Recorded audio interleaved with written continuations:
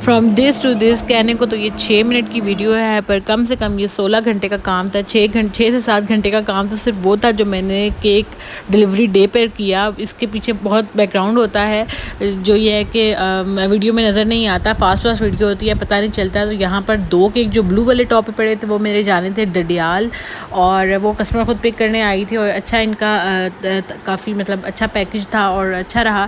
इसके अलावा जो ये पिंक बारबी वाला केक था, ये जो है वो 3 बजे डिलीवर होना था, तो सबसे पहले मैंने इसके ऊपर काम स्टार्ट किया। इसके अलावा जो दूसरा पिंक केक था वो भी 3 बजे जाना था, तो मैंने उसको भी पहले किया। और साथ साथ फिर ये वाला ब्लू भी मैं रेडी करी थी। इसके टॉपर्स जो है ना हमने एक दिन पहले ही बना लिए थे, और इसके टॉपर्स बनाने में कम से कम 4 घंटे लगे, और हम 4 बंदों ने मिल के बनाए, फिर भी 4 घंटे लगे। तो सोचे कि अगर मैं अकेले बनाती तो फिर कहाँ पे बात जाती।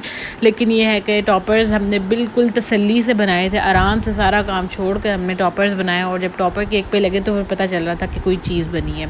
तो सबसे पहले ये वाला केक जाना था 2 बजे, कस्टमर लेने के लिए आ गई थी। तो ये है कि फटाफट फिर मैंने कस्टमर की कॉल आई कि वो लेने के लिए आया, तो मैंने फटाफट इसको फाइनल करके इसको तो पैक कर दिया था। ये क्रीम केक था। फिर मैं साथ साथ अपना बाकी का काम कर रही थी, और इस दिन मैं तकरीबन सुबह 8 बजे से मैंने आइसिंग स्टार्ट कर दी थी स्टेप बाय स्टेप, क्योंकि ज़ाहिर केक ठंडा होता है, उसके ऊपर अप्लाई होती है चीज़ें। और ये सब जो चॉकलेट वगैरह ये सब डे बिफोर ही मैंने लगा कर दी। कहने को इसको चॉकलेट डे भी कह सकते हैं, बिकॉज सारे ऑर्डर्स चॉकलेट थे। तो कभी कभी होता है सारे ऑर्डर चॉकलेट होते हैं, कभी रेड वेलवेट का दिन होता है, तो कभी पाइनएप्पल ज़्यादा होते हैं। तो ये डिपेंड करता है कस्टमर की डिमांड पे। ऐसा नहीं होता कि सारे ऑर्डर्स चॉकलेट ही हों। अच्छा, यहाँ पर ना केक बहुत ज़्यादा ठंडे थे, क्योंकि ओवरनाइट फ्रिज में पड़े थे, तो वाइट चॉकलेट फ़ौरन से उसके ऊपर ना जम रही थी। लेकिन ये है कि समहाउ करके हैंडल हो गया था, बिकॉज़ अगर मैं सारा काम एक दिन में करूँ ना, फिर करना थोड़ा सा मुश्किल हो जाता है, जिसकी वजह से मैंने ओवरनाइट उनको फ्रीज़ किया था। बिकॉज़ केक जाने से डडियाल, तो मेरी ये कोशिश थी कि कम से कम ये बन कर भी 5-6 घंटे फ्रिज में रहें, ताकि ये अच्छे से स्टेबल हो जाएँ। तो इस वजह से मैंने मतलब इस तरह से काम किया ताकि मुझे काम एक दिन में ना करना पड़े। और ये था कि लास्ट में फिर मैंने थोड़ी सी चॉकलेट जो है ना, वो वाइट चॉकलेट गनाश था, वो मैंने मेल्ट कर करके डाला, तो वो फिर काफ़ी अच्छा हो गया था। और इसके कई थोड़ा सा रह गया था बॉर्डर देना पैटर्न।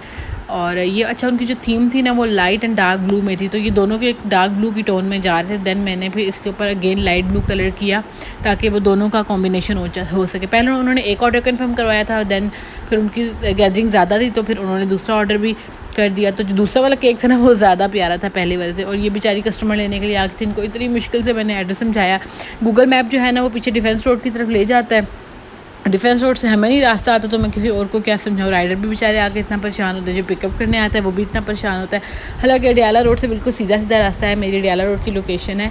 अच्छा, ये वाला जो ऑर्डर था ना, ये कस्टमर ने लास्ट ईयर ऑर्डर किया था, और आज पूरे साल के बाद आके इन्होंने दोबारा से केक ऑर्डर किया है। तो ऐसे भी होता है, कस्टमर 7 साल के बाद भी आते हैं, कहीं जाते नहीं हैं। अगर अच्छी चीज़ बना कर दो तो कहीं नहीं जाते। और ये वाला डिज़ाइन जो है मैं कोई 8 से 10 दफ़ा रिपीट कर चुकी हूँ, तो अब तो बस फिंगर टिप्स पे है, विद इन मिनट्स में हम लोग इसको रेडी कर लेते हैं। अच्छा, ये जो बारबी वाला केक था ना, इसमें यहाँ पर 4 इंच के नीचे बोर्ड नहीं है, बट जो बाकी दोनों केक हैं उनमें टॉप टियर के नीचे भी बोर्ड होता है। बिकॉज जब ऊपर वाला केक हैवी है तो लाजमी तौर पर बोर्ड लगेगा। अगर ऊपर वाला जो टियर है वो लाइट वेट है तो फिर बोर्ड की ज़रूरत नहीं होती। इसके अलावा अगर बॉटम टियर जो है वो कैरमल है या पाइनएप्पल है या रेड वेलवेट है, तब भी हम लोग बोर्ड लाजमी लगाते हैं। ये जो केक है ना, इसके नीचे बोर्ड है। तो अगर तो चॉकलेट है तो फिर इतनी ज़्यादा ज़रूरत नहीं होती कभी कभी बोर्ड वगैरह लगाने की। तो टॉपर आपको पीछे पड़े हुए नज़र आ रहे होंगे, और बहुत ही ज़्यादा तसल्ली के साथ हमने टॉपर्स बनाए थे, ताकि बहुत प्यारे प्यारे बने। और माशाल्लाह से आप देख ही रहे होंगे केक की लुक बहुत प्यारी थी। और ये वाला केक जो है हमारा I-10 डिलीवर होना था, उन्होंने ख़ुद पिकअप करना था। और ये है कि वो बेचारी मुझे इंस्टाग्राम पे मैसेज करती है, और मैं काम में इतना मसरूफ़ थी कि मैं इंस्टाग्राम खोल ही नहीं पाई। और वो लेने के लिए शुक्र है कि उनको लोकेशन वगैरह मैंने दी थी, उन्होंने बेचारी ने आके घर की बेल बजाई। मैं इतना शर्मिंदा हुई। लेकिन ये है कि जो दिन का टाइम होता है ना, वो ज़रा सा पीक का होता है, स्टूडेंट्स भी होते हैं साथ, उसमें ये होता है कि फ़ोकस नहीं कर पाता ना बंदा, कि काम भी कर रहा है और फिर कस्टमर्स को उस वक्त रिप्लाई नहीं कर सकते।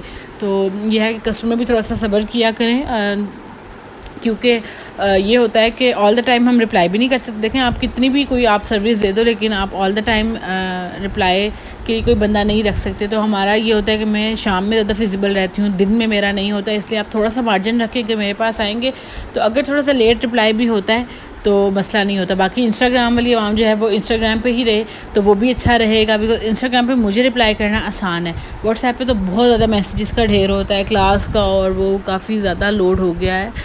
तो चले खैर अल्हम्दुलिल्लाह, अल्लाह का शुक्र है कि है, लोगों को तो काम ही नहीं होता तो कभी कभी मैं थोड़ा सा ज़्यादा कंप्लेनिंग हो जाती हूँ, लेकिन फिर भी ये है कि अल्लाह का बहुत बहुत शुक्र है। अच्छा, ये वाला जो पैकेज था ना, इसकी चीज़ें इन्होंने खुद ही भिजवा दी थी सारी, और बस एक एक्रेलिक बॉक्स मुझे रेडी करना था। फिर लास्ट में इन्होंने ये वुडन बास्केट भी अरेंज करवा दी थी, तो इनका भी पांडा जो है ना वो मिल ही नहीं रहा था। फिर लास्ट में इन्होंने खुद ही भिजवा दिया। और ये पैकेज आपको मैं कई बार एक्रेलिक बॉक्स रेडी करना दिखा चुकी हूँ। तो अभी मेरी कोशिश होती है कि कस्टमर चीज़ें खुद ही भिजवा दे, बिकॉज कभी कभी मैं वर्क रोड की जैसे चीज़ें ऑर्डर नहीं कर पाती।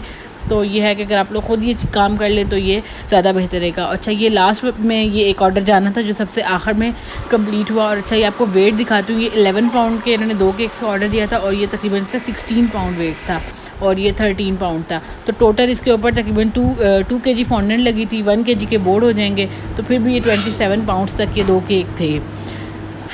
तो मैंने एक सांस में सारी रिकॉर्डिंग कर दी है, लेकिन चले, बाकी like share and subscribe feedback में अटैच कर दूँगी वीडियो के आखिर में।